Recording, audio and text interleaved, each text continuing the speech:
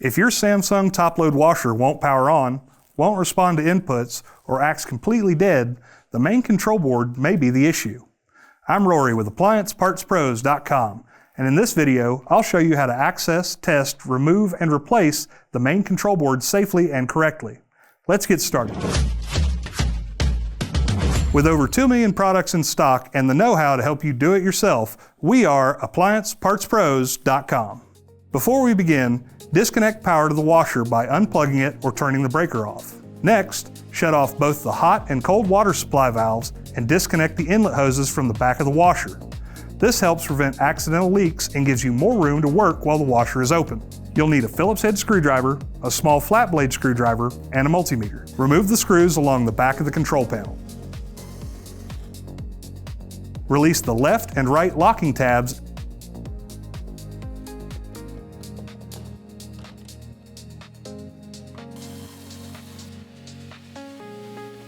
and lift the control panel upward, then rotate it forward to expose the main control board. Remove the dial selector knob. Remove the mounting screws securing the board to the console housing and lift it out carefully. Use the small flat blade screwdriver to release the tabs of the control cover and take that off. Before we go any further, quick safety reminder. This next test requires checking live voltage. Extreme care should always be taken to protect against electrical shock, which could result in serious injury. If you're not comfortable using a multimeter around live voltage, do not perform this test. Locate connector CN1, which is the AC power input to the board. Restore power temporarily for this test only. Go ahead and set your meter to read AC voltage. Take a measurement at the blue wire on CN1 to the white wire on CN1. You should read approximately 120 volts AC. If voltage is present but the washer does not operate, the control board has failed internally. Disconnect power again. Take some pictures of how the connectors are oriented on the board and disconnect all wiring harnesses from it.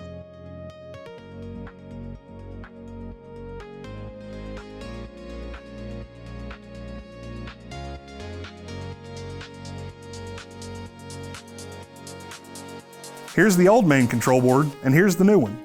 If you don't already have one, you can get the correct replacement at AppliancePartsPros.com. Reconnect all wiring harnesses.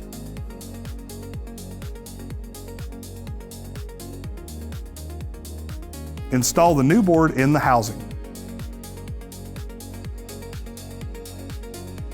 Secure it with screws.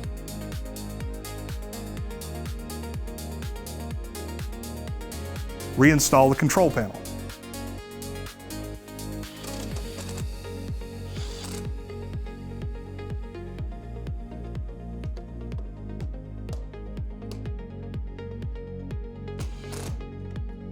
Reinstall the dial selector knob.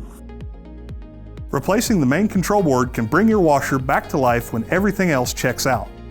Visit AppliancePartsPros.com for parts, videos, and repair support, and let us know how it went.